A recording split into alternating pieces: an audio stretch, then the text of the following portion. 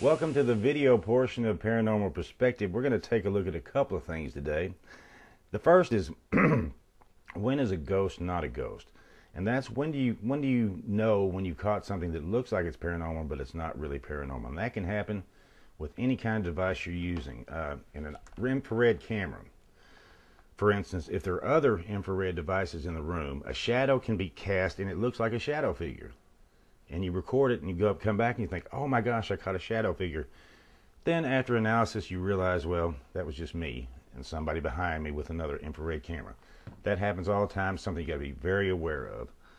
We talked last week about the audio recorders and what can happen with your digital audio recorders. Anytime someone whispers or anytime there's a movement or a stomach growl, it can be misconstrued as something else. So you have to be very, very careful with your audio recorders. One of the biggest culprits in the world when it comes to corrupting evidence is a cell phone. And I'm going to show you a little bit about a cell phone. Let me turn it on. And I'm going to place a phone call. This is an EMF detector. As I'm placing this phone call, this thing is lighting up like the candles on Betty White's birthday cake. I mean, it can really just affect it, and it makes you think you're really catching something, but you're not catching anything at all. And the thing about that is it doesn't even have to happen when you're texting or when you're receiving a text or making a phone call. Cell phones communicate with the tower continually. They do it from time to time. So you may not even be receiving a text or a phone call or anything, and it still can affect your EMF detector. That's why on any investigation that I'm leading, I have everybody turn their cell phones off and leave them in a car, or we have a designated place for them to be. In that case, so that way we will know that they're off and that they're not corrupting the evidence that we're receiving at the time. If you noticed in the haunted house investigation that we did in Jonesboro, we got absolutely no EMF readings at all.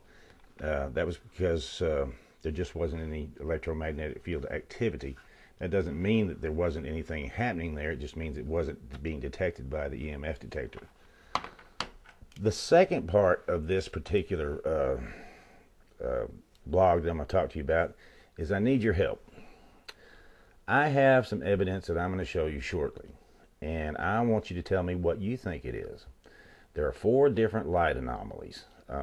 Most of them, the first three of them actually are in the lower right quarter of your screen.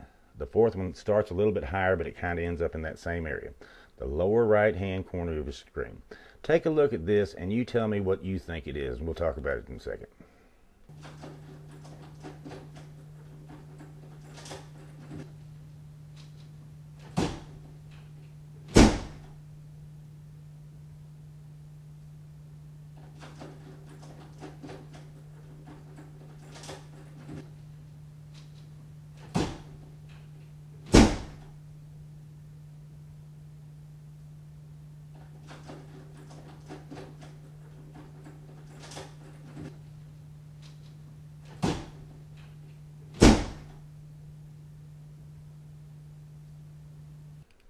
Now let me clarify one thing. The tape that you saw that was about 20 seconds long or something like that, that actually occurred over a period of about a minute or a little bit longer than that.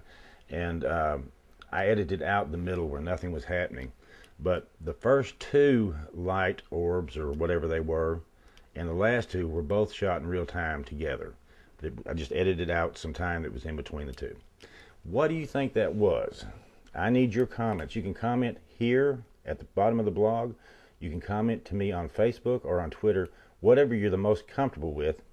But I need your comments. What do you think that was? Do you think it was just some sort of light anomaly? Do you think it was a spirit? Do you think it was, a moth? Let me know what you think it was, and I'll post your comments and we can keep up with it.